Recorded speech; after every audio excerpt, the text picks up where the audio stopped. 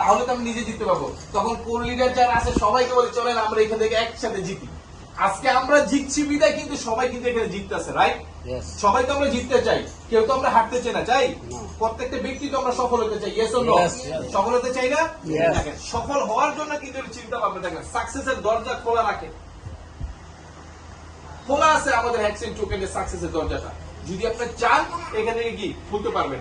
চলেন আমরা এই হ্যাকসেন টোকেনের মাধ্যমে নভেম্বর থেকে নভেম্বর, ডিসেম্বর, জানুয়ারি, ফেব্রুয়ারি, মার্চ, এপ্রিল, এটা কি এপ্রিল চলে না? 6 মাস 7 মাস রানিং আমাদের এটা। আমরা ফার্স্ট ট্যুর করি কক্সবাজার, ফার্স্ট আমরা ট্যুর করি কক্সবাজার। পরবর্তী দেখেন কক্সবাজার একসাথে আমরা খুবই এনজয় করছি, আমাদের মিটিং হয়েছিল।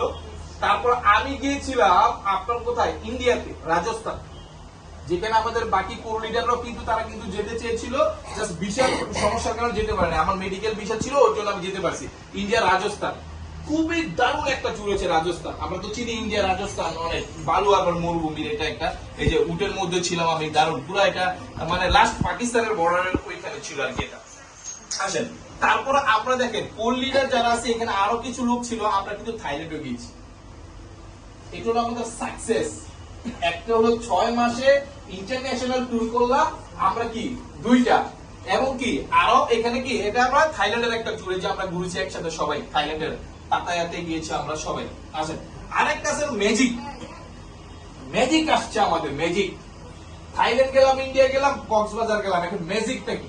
ম্যাজিকটা হলো মাত্র $5,000 কিন্তু আমাদের মালয়েশিয়া একটা ট্যুর আছে। মাত্র $5,000 কিন্তু মালয়েশিয়া ট্যুর আছে, এটা অলরেডি আমাদের কিন্তু একদম এসে হয়েছে। তারপরে একটা জোর একটা মালগাড়ি হয়ে যায়।